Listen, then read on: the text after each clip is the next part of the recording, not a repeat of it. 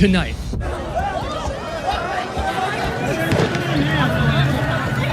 Panic, chaos, a staggering collapse. The Taliban have taken Afghanistan. Ben Solomon was in Kandahar just before that city was seized, riding with Afghan forces in full retreat. Ben is here to talk about how the country's fall happened in just weeks. Plus, Hind Hassan saw firsthand what could lie in Afghanistan's future when she and her team snuck themselves into Taliban-controlled territory earlier this year. Tonight, what she learned on the ground. And it's hard to dream up a worse failure of American foreign policy and intelligence. 20 years, 4 presidents, trillions spent, and thousands of service members killed. Liz Landers reports on how the U.S. political machine is responding to the Taliban's takeover. Good afternoon.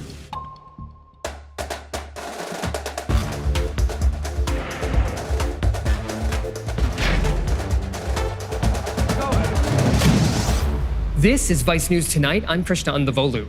How did this happen so fast, and why didn't we see it coming? That's what I've been wondering all day, watching the horrifying videos coming out of Afghanistan. And I'm not alone. Afghan leaders are blaming President Ashraf Ghani, who fled yesterday without warning the public or the rest of the government. Officials say Ghani made the country's problems worse by refusing for months to work with the Taliban to create a path for a peaceful transition of power.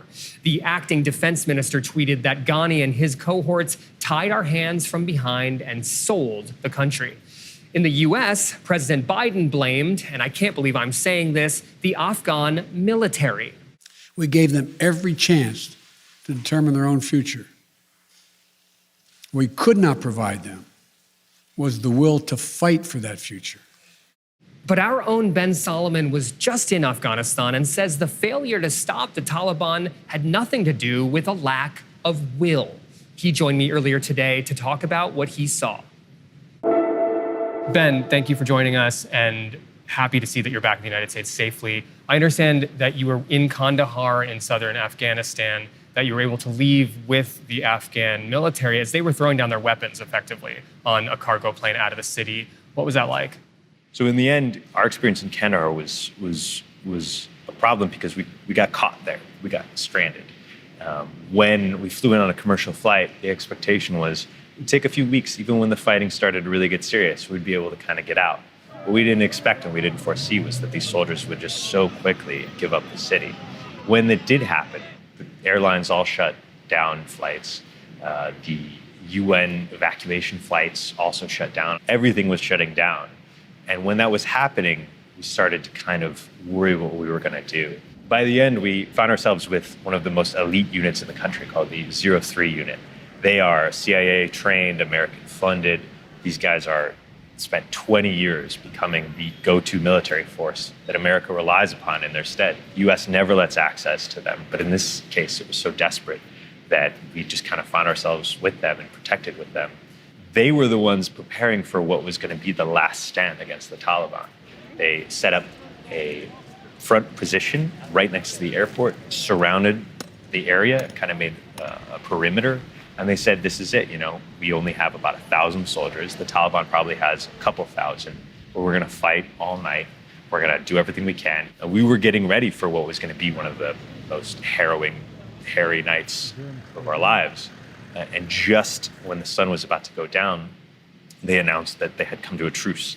And the military commanders up top and the higher up in the military had decided to stand down, have their soldiers put down their weapons, give up all of their heavy gear, their Humvees, their artillery, all of their bigger weapons. They literally just left the cars running and went to the airfield, and the Taliban agreed to give a truce and let these planes fly in and fly everyone out. So in the middle of the night, at about 2 a.m., 6 carrier planes filled with just hundreds of military soldiers each. It was just a really intense scene of hundreds of people kind of packing in and trying to climb onto these. You see them now happening in Kabul, but then it was surprising to see these military units, basically like fighting for their lives to get out of there. And it was a really harrowing scene. Seeing in the distance, we could see the shots in the air of tracers, which were the Taliban shooting in the air and celebrating. And we could get the sense that, this was a bittersweet moment, because although they didn't have to fight and lose their lives, this was how the war was kind of faring for them, which is they were losing. I think the story that people in Washington might be trying to tell is that the Afghan military forces had the resources they need, they just lacked the will to fight. From what you've seen and how it went down, what do you make of that? I think it's an oversimplification. And we spent a lot of time on the front line with the fighters in Kandahar, and they were exhausted. So they were outgunned, they were underfed, they were undersupplied, and they just were exhausted by it all. So this idea that they didn't have the gumption, they didn't have the ability or the will to get into the fight, it's not true. And it's disrespectful of these people that were really fighting. And when the dominoes started falling and these people were all handing it over, the bigger reality is the soldiers that did want to fight didn't have the support. Thousands of Taliban guys compared to just a few hundred willing soldiers is not a fair fight. I'm wondering what you're hearing about people on the ground that you have been in contact with who might be trying to get out, who are fearful of what a Taliban regime might entail in the near and the future, and what's going on. It's the biggest problem right now is that the people that are trying to get out, it's not specific to people that work with the military or people that were interpreters. It's not just any one subset.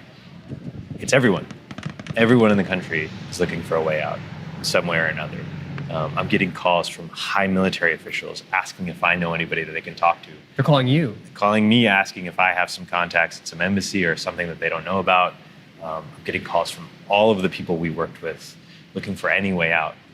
And there's really no answer. So now, we're living in this world where there's not a real thought going into what's going to happen with the Afghan people. Well, thank you, Ben. Glad to see you're back safe. And there's so much more to talk about and to see from your reporting. So thanks so much. Thanks.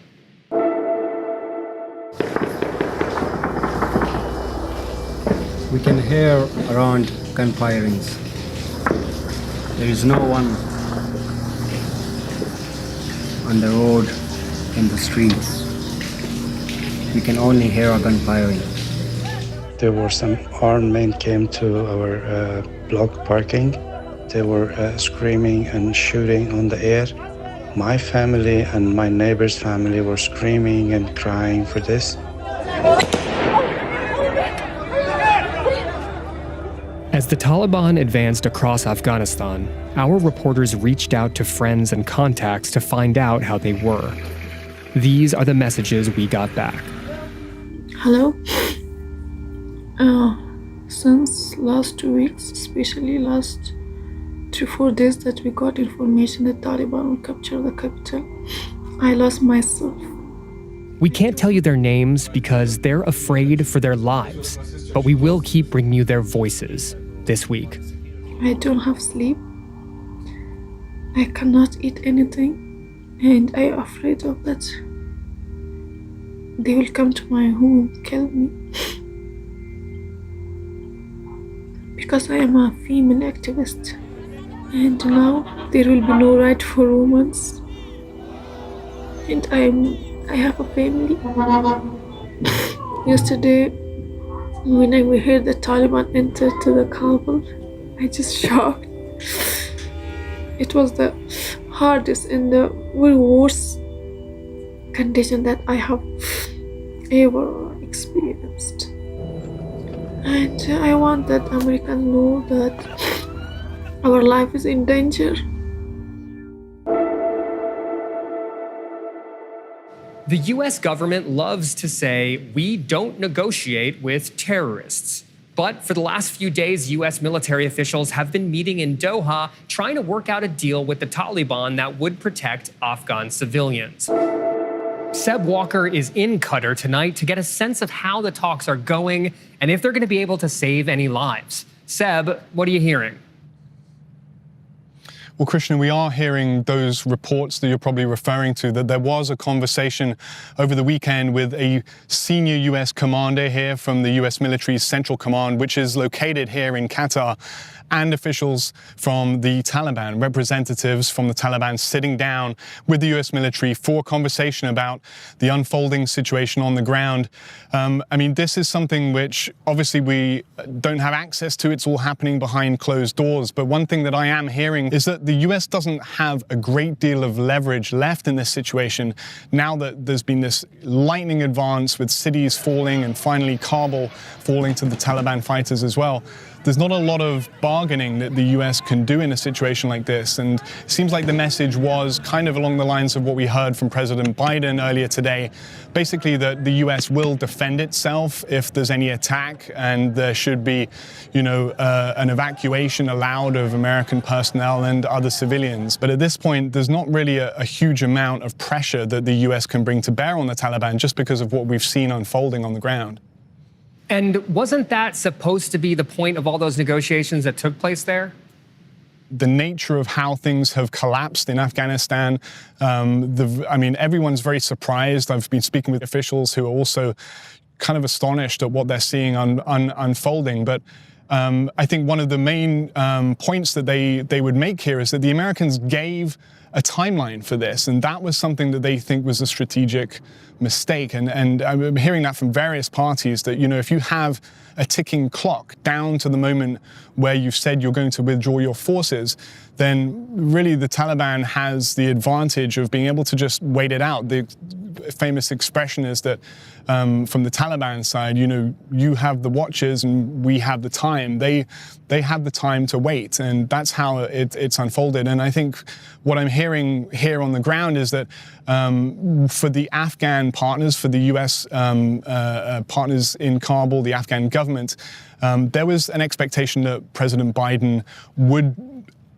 draw this out a bit longer, that there would be some kind of change in policy from the Trump administration.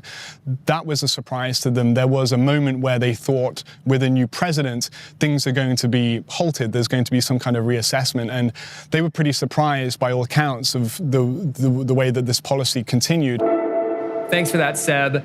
Hind Hassan has been reporting on Afghanistan over the past year. This spring, she and her team snuck into Taliban-controlled territory, putting their safety in the hands of the Taliban themselves. While there, she saw firsthand how the Islamist group runs a government and doles out justice. There's little due process in these Sharia courts.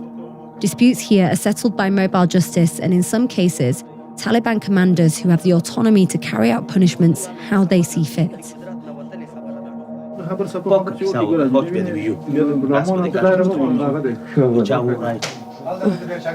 He just smacked him. What you're seeing right now is pretty much a Taliban court. You have in front of me is a local Taliban commander talking to somebody who's been accused of stealing. Surrounded by a group of Taliban fighters, the accused is forced to give a deposition to camera about whether he stole sheep from a local herder, as well as other crimes. He's been sitting in Taliban jail since his arrest and has no representation at this hearing.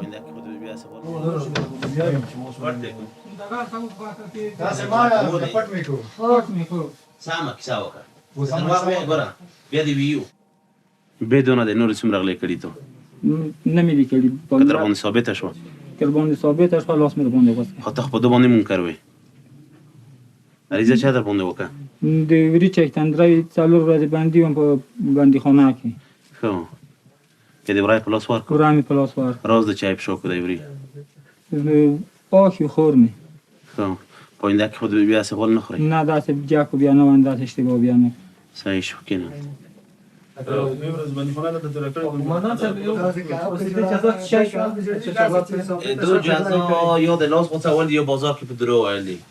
terms of the cases that you've dealt with today, what are the potential punishments that they could be served in the end?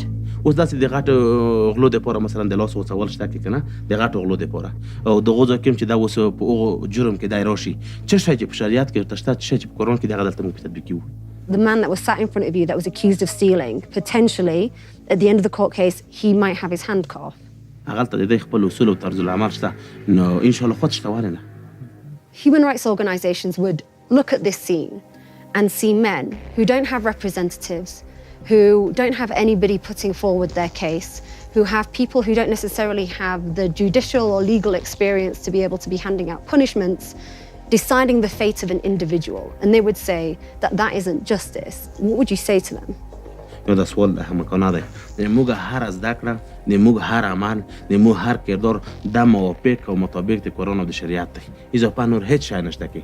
So is this the justice system that you would like to see implemented in Kabul and across Afghanistan? نو دا خو عملی دی په دوی کې شک نشته. هغه ساحې چې د امارات کنټرول لاندې دي اسلامي امارات کنټرول لاندې په هغو کې په قطعا دغه د قرآن او د شریعت غږ دی او همدغه عملي کول نور هیڅ شی نشته کې. Would you consider bringing back stoning if you were to be in government? Is that something that you would do for adultery? دغه زنا لپاره بالکل جزا شته. اک سنگسار و که کومه جزا چې په شریعت کې ورته مطابق دغه حال سبا قتل کېږي دغه د سن سبا قتل کېږي دغه د بخش دی کې ټول کې ذکر دي. کوم شای چې په قرآن او په شریعت کې ورته کومه جزا و هغه جزا مطابق د جزا سره دغه شته دی. Hind joins me now from Turkey. Hind, you spent some time with the Taliban. What was that like, and what did you learn about what Afghanistan might be underneath them? Yeah, it was quite surreal. We spent around 5 days and 2 nights with the Taliban, and what was really clear was just how powerful they were, and that despite what was coming out of Kabul or Washington, the Taliban had absolutely no intention to take part in intra-Afghan talks, which would lead to them integrating into what was the current political system in Kabul. In terms of their strength, they have a whole new generation of fighters. Some of them weren't even born when the war began. They were all armed, and they also showed us how to make their weapon of choice, which was IEDs. And in terms of the older fighters, they had an incredible knowledge of the region and the terrain. And regardless of what capabilities you had as an army, the United States and their allies, or even the Afghan government, would find it, and they did find it, impossible to battle against something like that. In terms of the future and what that holds for Afghanistan, we also spoke and spent some time with the Afghan government around 7 months ago, and we spoke to the National Security Advisor, Hamdullah Mohib. In a conversation when we were speaking about potential intra-Afghan talks and where they were going, because at that point they were failing quite significantly, he told me that he still believed that they could convince the Taliban to take part in a democratic system or in their current political system. We think that democracy is the best way or the best system because in that the Taliban can exist. Do you really believe that the Taliban would ever support a democracy? Do you honestly believe that? I think we can convince them. And it was clear even back then that that was a complete fantasy, because every time we would speak to the Taliban, every time we'd have a conversation, we'd put to them what the government had said to us. And we would ask them, do you have any intention in partaking in these intra-Afghan talks and integrating into the political system? And their answer would be repeatedly no. Their intention has always been to rule Afghanistan and for Afghanistan to adhere to their very specific interpretation of Islamic law. Well, thank you, Hind, for your reporting, and we'll talk again, I'm sure. That's Hind Hassan, who's in Turkey. Tonight, we've been following the crisis in Afghanistan, and now we turn to its impact on American politics. Republicans are obviously blasting President Biden for allowing the situation to get so bad. But that outrage is bipartisan. Liz Landers reports from D.C. President Biden returned today to the White House from Camp David and addressed the nation, saying that he stands by his decision to withdraw American troops from Afghanistan. Of course, there's political point scoring happening right now, but there are even some Democrats who are expressing their frustrations with the way this evacuation has been handled. My problem is with how the withdrawal is going, how it's being managed, and what's clearly a lack of planning that's prevented many of our American citizens and allies from getting out safely until this point. Do you think he addressed those concerns? No, he barely mentioned them, and he made an excuse that just doesn't hold any water for not evacuating our Afghan allies, which is that many of them don't want to come. Look, there's been a backlog of visas since I came to Congress. And if you just look at the pictures coming out of Kabul right now, there are thousands of Afghans clamoring at the gates of the airport to get out. So don't tell me that they don't want to come. Are you getting emails, calls, tweets about those special immigration visas that you mentioned? I was on the phone till very late last night with an Afghan American trying to get his wife here. My team and I have been dealing with this really for months, but especially over the last 72 hours. The other thing I'm doing is I'm continuing to pressure the administration to do the right thing. There's still time to save innocent lives. And that depends on the administration's response and what the military and the State Department are willing to do over the next few days. So I know some people think that I'm being quite critical of the administration as a fellow Democrat. Look, I love Joe Biden, and I agree with much of what this administration has done. But to say that this is going fine right now would be dishonest, and I'm not going to do that. Brett Bruin, Global Engagement Director during the Obama White House, says that President Biden might need to consider firing his national security advisor in the wake of what has transpired in the last few days. Has all the work that you and 4 presidential administrations put into Afghanistan been undone at this point? I would say not only has it been undone, we're in a worse spot. The Taliban is able to use American military equipment and know-how. They are battle-hardened from 2 decades of fighting our forces. And they also have the value, the propaganda value of having waited us out. And, in their words, I'm sure, won an important victory. What do people fail to understand about what has happened in the last 72 hours in the last week? I think there is not an appreciation for the broader impact. A lot of people are focused on the shiny object and not looking over the horizon. How is this going to impact our relations around the region and across the globe?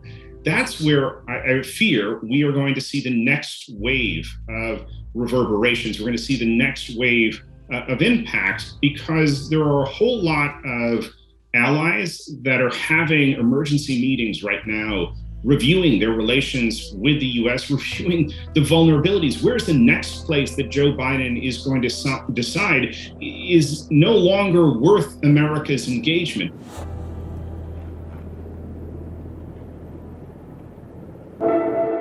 That's it for Vice News tonight. Make sure to tune in throughout this week. We're going to stay on top of this situation in Afghanistan, and you can catch all the latest at Vice.com.